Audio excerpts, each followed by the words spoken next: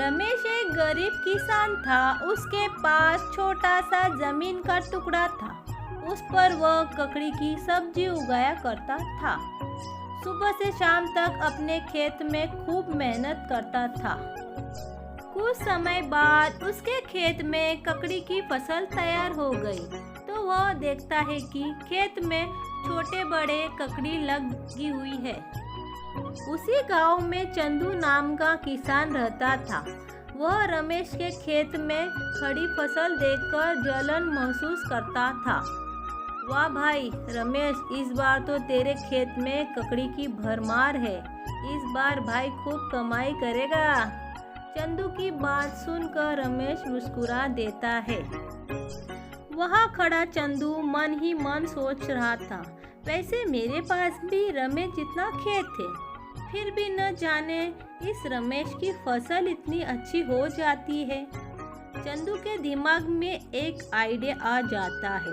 वो अपने मंडी में काम करने वाले दोस्त के पास जाता है और उसे अपने प्लान के बारे में बताता है। वाह क्या दिमाग लाया है रे। अब बस तू उसे कल सुबह मेरे दुकान पर भेज दे, फिर देख मैं उसे कैसे सबक सिखाता हूँ। अगले दिन चंदू रमेश के पास जाता है और उसे कहता है, अरे यार एक दुकानदार ककड़ी खरीदता है, तू उसे ककड़ी क्यों नहीं बेच देता है, तुझे अच्छा दाम मिलेगा।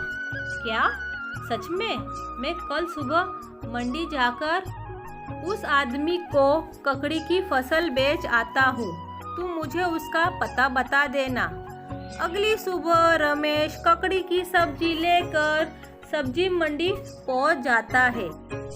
उस आदमी यानी कालू को सब्जी की टोकरी देता है, जिसे कालू अंदर रख देता है।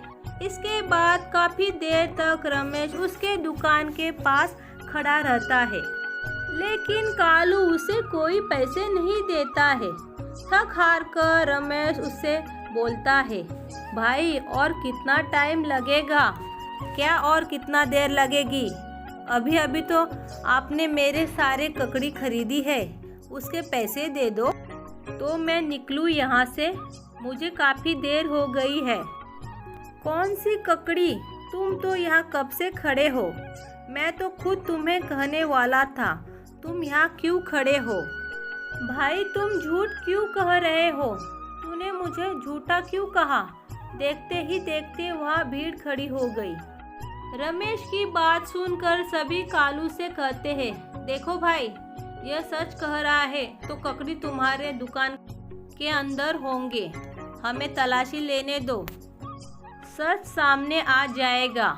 वह अंदर जाकर देखते हैं, अंदर दुकान खाली पड़ी होती है, क्योंकि कालू ने पहले ही प्लानिंग करके चंदू के साथ पीछे के रास्ते ककड़ी गायब करवा दी थी।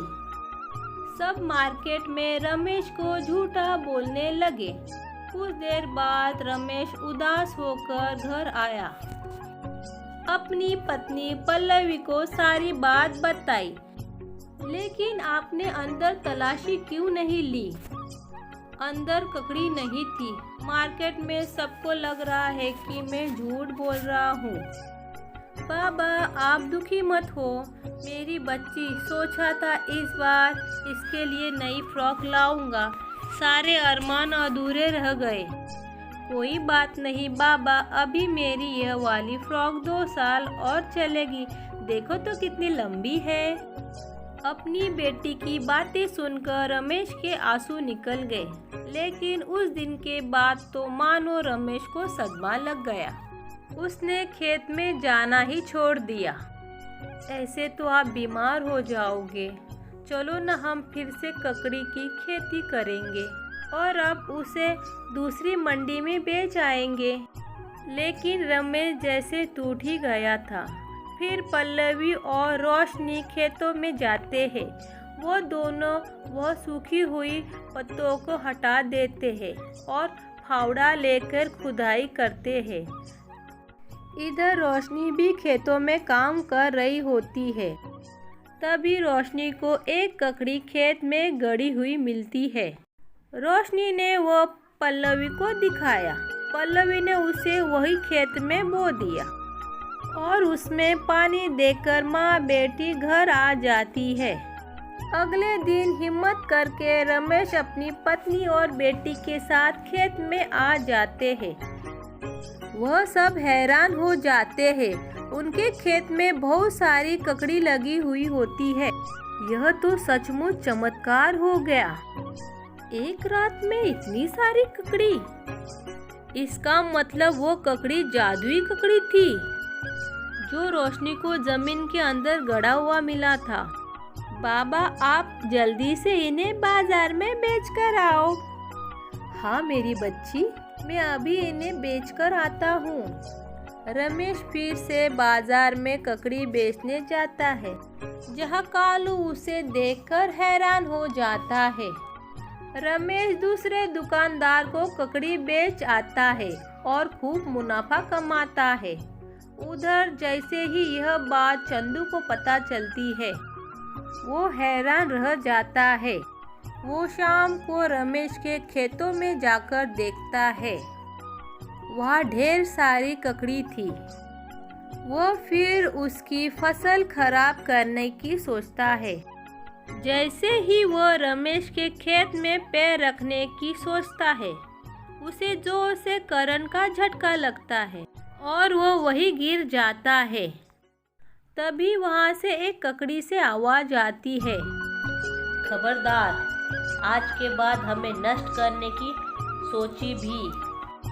चंदू यहाँ वहाँ देखता है पर वह कोई नहीं होता है। वह डर के मारे वहाँ से भाग जाता है।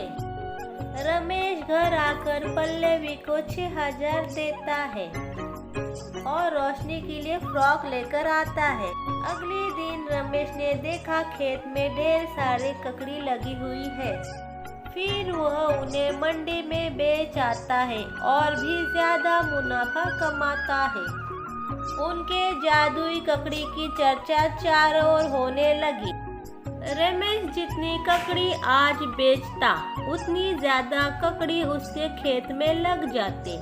अब रमेश रोज बाजार जाकर ककड़ियाँ बेच आता और ज्यादा मुनाफा कमाता।